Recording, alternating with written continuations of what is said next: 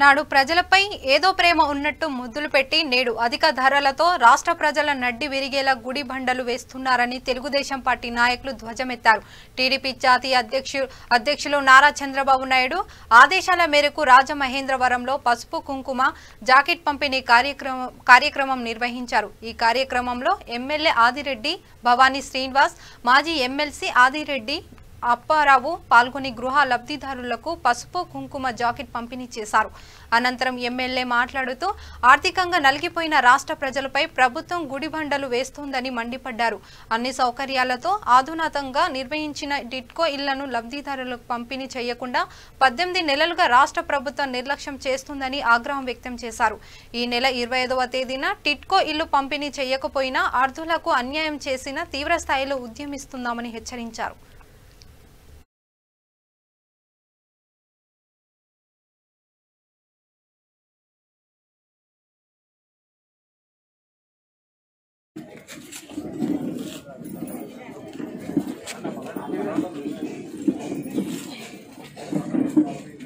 ఇంకో చేతితోటి బలంగా లాగేస్తున్నారు. ఆ బలంగా లాగేది కూడా ఎంత దారుణం అంటే ఇంకో సంక్షేమ కార్యక్రమానికి సరిపడా విధంగా మీ దగ్గర నుంచి లాగుతా ఉన్నాడు. అమ్మఒడిని ఉదాహరణ తీసుకోండి. మొన్నే పేపర్లో కూడా వచ్చింది.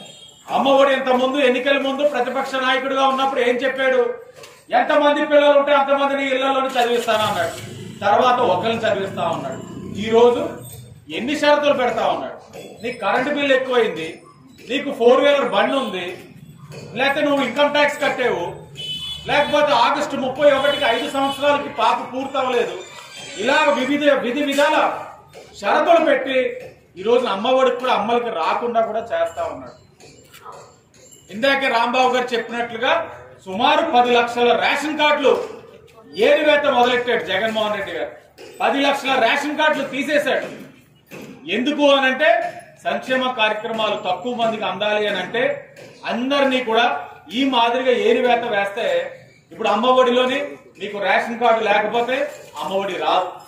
రేపు అన్న రోజున పెన్షన్స్ కావాలంటే రేషన్ కార్డు లేకపోతే పెన్షన్స్ రావు.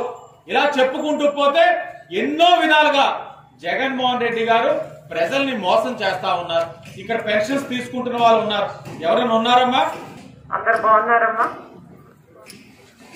మీరు చంద్రబాబు నాయుడు గారు పరిపాలన చూశారు. ఇప్పుడు 19 నెలలు అయింది. జగన్మోహన్ రెడ్డి గారిని కూడా చూస్తున్నారు.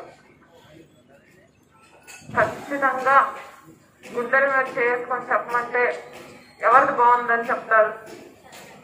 చంద్రబాబు నాయుడు గారు. ఎందుకంటే వచ్చిన కానించి వైఫల్యం, ఈ ప్రభుత్వం అన్ని విషయంలో కూడా వైఫల్యం చెందుతోంది. ఒక్కటంటే ఒక్కటి కరెక్ట్ గా చేస్తున్నారు అని చెప్పడానికి ఒక్కటి కూడా లేదు.